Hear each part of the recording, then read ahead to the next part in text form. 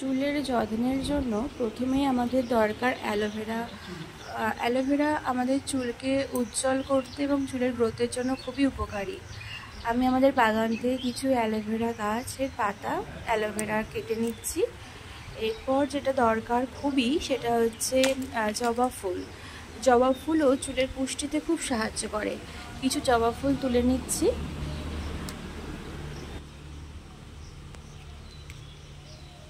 তারপরে অ্যালোভেরা পাতাগুলোকে খুব ভালো করে কাটা অংশটা কেটে বাদ দিয়ে দিতে হবে এবং অ্যালোভেরা পাতা ভাঙার পর যে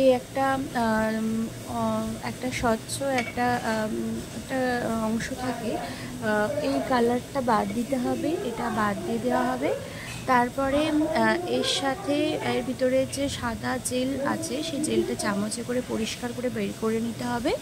নিয়ে মিক্সির মধ্যে অ্যালোভেরা জেল, জবা ফুল সব কিছু দিয়ে একটা পেস্ট বানিয়ে নিতে হবে।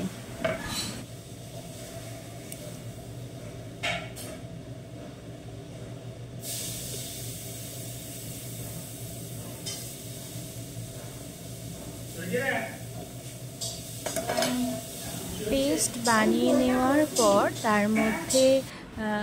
তার মধ্যে বিটরুট পাউডার আছে, বিটরুট পাউডার আলপস কোম্পানির, এটা একটু মিশিয়ে দেব।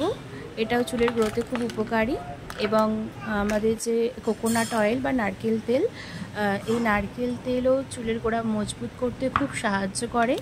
যাদের চুল পড়ে যাচ্ছে বা চুলের সমস্যা রয়েছে, চুলের মধ্যে ড্যান্ড্রফ আসছে, তারা যদি এটা সপ্তাহে অন্তত 2 দিন কি 3 দিন করতে পারে, চুলের পক্ষে খুবই উপকারী এই হেয়ার গ্রোথের এই প্রসেসটা। আপনারা এটা করে দেখতে পারেন। এখনের মতো এইটুকুনি। ওকে, টাটা, বাই বাই।